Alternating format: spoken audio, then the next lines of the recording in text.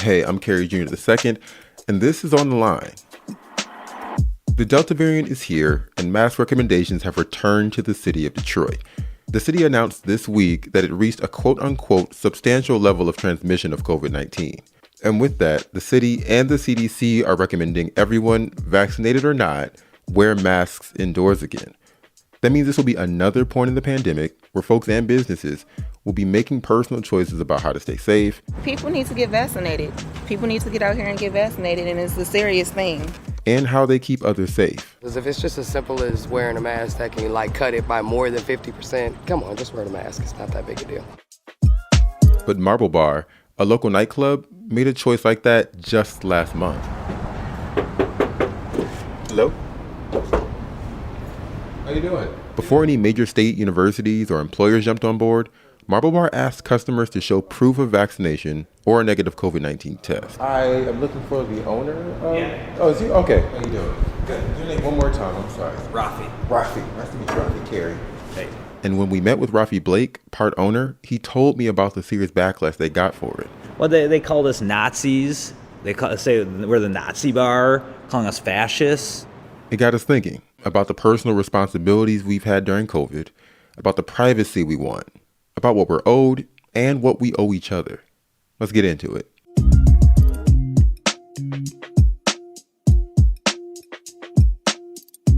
Marble Bar is near the New Center area of Detroit. It's known as a popular hotspot for techno and house music. There's normally a big crowd of people and multicolored lights illuminating the stage. It's a party zone.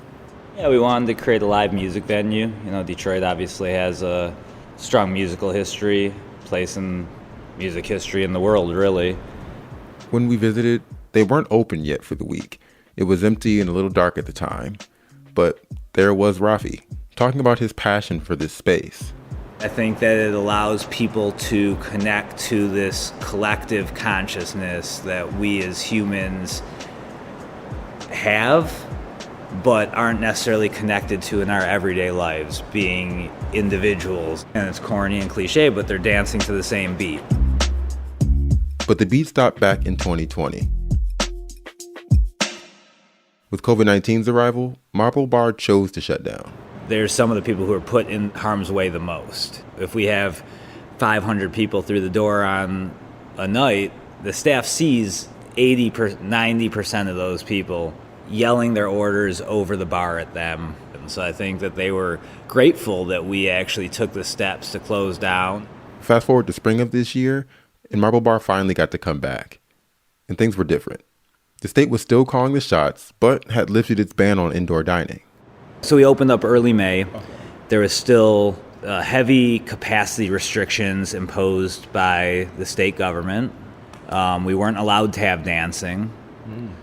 We had to buy tables and chairs and put them all across the dance floor. And instead of selling individual tickets, we sold tables. And it was a whole different business model, really. Maybe June 1st, I think it was, the state lifted the capacity restrictions. And we were able to let more people in through the door. And we were able to take the tables off of the dance floor.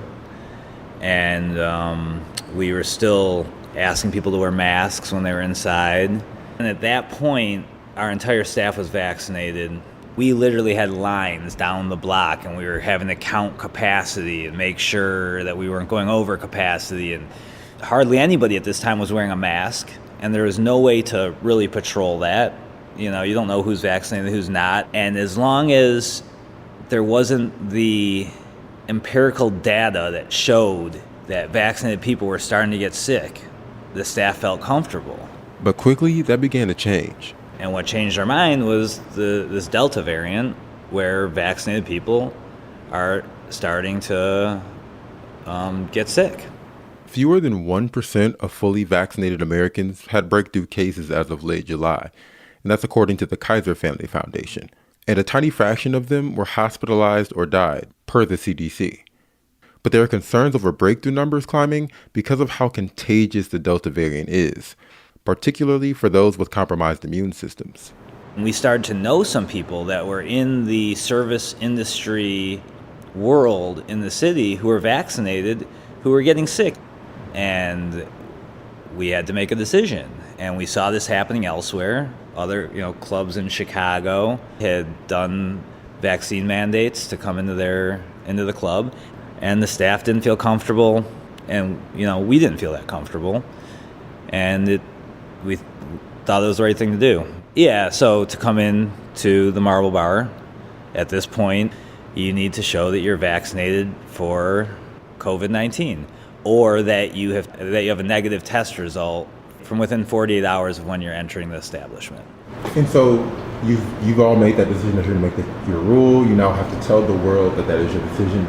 So we made the post on social media. That was the first way we announced it. And literally within 30 minutes, the news was here. So there's a reason Rafi and the folks at Marble Bar spoke with us. They didn't exactly love the news coverage after they posted their rules on vaccinations and tests on social media. And that includes coverage by the Detroit Free Press. Rafi wanted the chance to give a fuller picture of what happened and our role in it. Yeah, I mean, a lot of it is the way the news works, right? So they come and they ask us a bunch of questions, and then they edit it together to fit a quick sound blip that fits the narrative of what the piece is trying to project. And we have no control over how it gets edited or what gets put in, or what gets quoted. So when we made our post, it was on our social media, which is predominantly looked at by our patronage. As soon as it went viral on all the different news outlets, people who don't pay attention to what we're doing down here, who never come here, all of a sudden they're exposed to what we're doing. And I guess we didn't realize really that we were the first business in Michigan to do this. Or at least one of the first small businesses we knew of in the state. And I think that made us a target, and that's where rightfully so, that's where the media was intrigued by what we were doing. But the focus remained on us, and there wasn't necessarily the conversation so much around the fact that this is happening elsewhere throughout the country, and just because it hasn't happened in Michigan yet doesn't make what we're doing that unique or, revolutionary, I guess. Several hospitals had already announced that staff would be required to vaccinate. And within days of the Marble Bar's announcement, major universities did too. Still, Marble Bar found themselves in the center of a pretty contentious issue. Well, obviously, we knew some people wouldn't be happy about it. Some people are very strong about their right to not get vaccinated, which is fine. You also have the right to go get a test and come in here still. I think individual rights are an important thing. That's why we didn't say just a vaccine. As a supporter and a believer that the vaccine has efficacy and has the ability to stop this virus from spreading, I would have supported that, but you have to consider other people's belief systems. Regardless of his intentions, people had words for Rafi and Marble Bar online in response to the post. I don't want to focus on the negative comments only, because the majority of our actual patrons supported what we were doing. The majority of comments that came in immediately afterwards were overwhelmingly supportive. But a lot of the comments on the other side of things weren't our customer base. Now some of them were, and I feel bad that we angered some of our customer base, Well, they called us Nazis. They say we're the Nazi bar, calling us fascists, which, I take very personally. I was raised in a Jewish family, I have family that was affected by actual Nazis, legitimate Nazis. And nothing we're doing is singling a group of people out to have any sort of violence put against them. One commenter also suggested it's unlawful to ask for vaccine status, which isn't true. The policy sheerly comes out of a place to help to protect our staff, first and foremost, just to be totally honest, and secondly, to help be part of a solution to limit the spread of COVID. Do you believe that the mandate that you set infringes on individuals' privacy? Do you believe that it does that? I mean, to an extent, yeah. But there's a lot more than that for Rafi. After the break, we define privacy and discuss how much of it we sacrifice on a regular basis.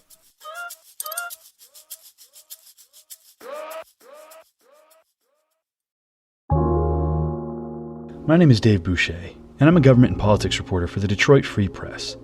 In the past year, we've brought you the impact of the 2020 general election and debunked mountains of misinformation. And we continue to delve into the policies and politics driving the fight against COVID-19. There's never been a more critical time to produce reliable information while holding the powerful accountable.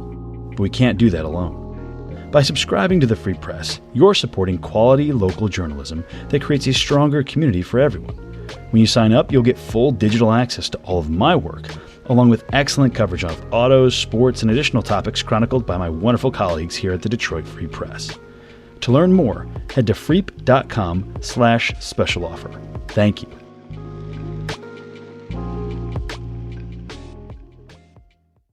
All right, we're back. So we allow more virtually of ourselves to be known. And that's Michael McDaniel, a professor of constitutional law, homeland security law, and national security law at Western Michigan's Cooley Law School. We think that we're hiding behind our virtual persona or perhaps even anonymity in many cases. We spoke with him a little on the online attacks Marble Bar went through, but also these ideas surrounding privacy, our personal responsibilities, and the law. Can you talk a little about what privacy is, and both from a legal perspective and just kind of your engagements of what privacy is, maybe philosophically, if you could? So the right of privacy is perhaps best described as the right to be left alone. It's the right to be free from intrusion from others, the right to make our own decisions. The concept is that you are making that determination of how much of yourself you will expose to others, to society, to the world. And in many cases, in this day and age with social influences, nothing's off limits, it seems like. Or it's very hard to figure out where those limits are, those boundaries are. And we don't want others sort of intruding with that, except to the degree that we agree to allow those intrusions. And Professor McDaniel says there are two ways we allow intrusion online. There's what we are willing to publicly share, the things that we are willing to post, voluntarily through different forms of social media. And then there are those things which we sort of haven't voluntarily and taking an active step to share, but which we waive. Every time that you decline to read a 60-page equivalent privacy policy from some website and you just hit accept, you are waiving some right of privacy. Professor, I am curious now, I want to step a little away from government and the internet, and I'm curious what you have to say about individuals' privacy and how it interacts with businesses. When people go to patron an establishment, where are the issues of privacy in that, and how does that play out? Yeah, that's a great question. When you talk about a business transaction, it is, in its most commonplace, it is a transaction between two individuals. You wish to purchase or sell something, and somebody else wishes to purchase and sell something. So when you've got two individuals, those businesses sort of have the right to refuse service. They can say no mask, no service. They can put lots of conditions because they are also a private individual with whom they will do business. Now, there are exceptions to that, obviously. Ever since the Civil Rights Act of 1964, it's been very clear that if it's based upon race, religion, national origin, or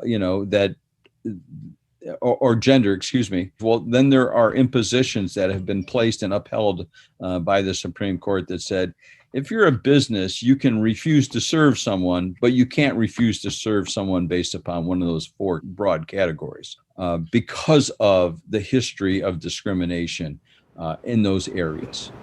Do you believe that the mandate that you set infringes on individuals' privacy? Do you believe that it does that? Yeah, to an extent. Rafi again. But we don't, as individuals, we are not completely private beings. If you're going to come into a nightclub and you're going to stand directly next to somebody and your actions could affect them. So I mean, of course. I mean, obviously, there is a level of infringement on privacy. Just like when you show your driver's license, there's a level of infringement on privacy. And basically, I'd be lying if I said that there was zero infringement on privacy. But is it justified when there's a public health crisis? I believe yes. Think of it as two individuals walking up to each other on the street. Two individuals coming up to have a conversation. Either of them can walk away from that conversation at any time, right? You back off. So you come into the store owner says you have to have a mask or be vaccinated. He can't require you to do so because you have the right to walk away. He has the right not to serve you. You have the right to walk away. So it is not an infringement on privacy because he also has that choice. Has the pandemic changed or accelerated how we think about or talk about privacy like this? Oh, I think it has. I think that's a great question, Kerry. I think it has. I think that COVID and how that became politicized, the mask became this message of government intervention when, frankly, it may be government intervention, but it is an acceptable constitutional governmental intervention. And that part is the part that's being lost. We have all kinds of laws out there for the public health and safety, which are limiting individual rights for the collective public health and safety. And requiring a mask is just one of those. Professor McDaniel says the Supreme Court settled disputes about government intervention over a century ago. Back in 1905, an individual refused in Massachusetts to get the smallpox vaccine, which was going around the country at that time. So it is the exact same argument that we are seeing today. And in that case, the U.S. Supreme Court said way back in 1905, 120 years ago, said, hey, you have a right. There are individual rights, but sometimes the greater good, the public health and safety, will win out over those. So with everything we talked about, what does this mean going forward for those institutions who may feel more comfortable having those mandates? And what does it mean for people who may not feel, who may oppose those mandates? The greatest sympathy I have for the private business owner is that because we do not have political consensus on how to fight this pandemic, because we lack that political consensus, it has devolved down to the individual. And in this case, the individual business owner to make those decisions. We're citizens of this world also, and we want to make decisions based on what we think is right. And if the Delta variant doesn't continue to grow, doesn't fill up hospitals in Michigan, doesn't cause more havoc, then we will be able to revoke this new regulation. But it's not going in that direction. And I think in every aspect of living, we all have personal responsibility. I mean, as a business, though, we have personal responsibility also to our staff and to our patrons. I think, people have personal responsibility. If they feel sick, don't come out. I think that there should be personal responsibility on individuals to help prevent a public health crisis in whatever ways they can. And if that means having to show that you either have a negative test or that you're vaccinated, that is a level of personal responsibility that I think is okay for everyone to take. We've had too much debate over, what individual liberties means, as opposed to coming up with this common plan to protect the safety and welfare. And as a result of lacking that common plan, as a result of political consensus, we end up having a very sort of personalized battle in many cases, which we all are viewing, as opposed to having a more general discussion as to what will we accept, what will a majority of citizens in this state or in a city, under a home rule city, what are they willing to accept in terms of limitations on their actions to assure that we do have this degree of safety, which will then assure that our economy is moving forward and that people are healthy. And we're not doing that. So I have great sympathy for the individual business owners and others who have to make these decisions on their own and do this own balancing. After the news about masks this week, Rafi says Marble Bar will now also require patrons to wear a mask. But he also says the club will have masks at the door for people who need it. How do you feel now reopening? Honestly, it feels safer, again, to me. And I don't project my values or ideas.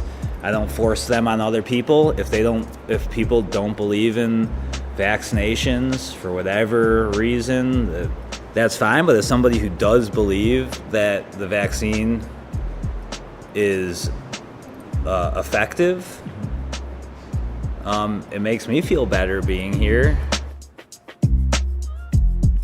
It's amazing that people come back and tell us how much they missed us and how much they love the place, and to be able to offer that experience to people and see people come and, you know, be able to step away from their daily lives for a night and, you know, lose, you know, it's a cliche, but lose themselves to the music.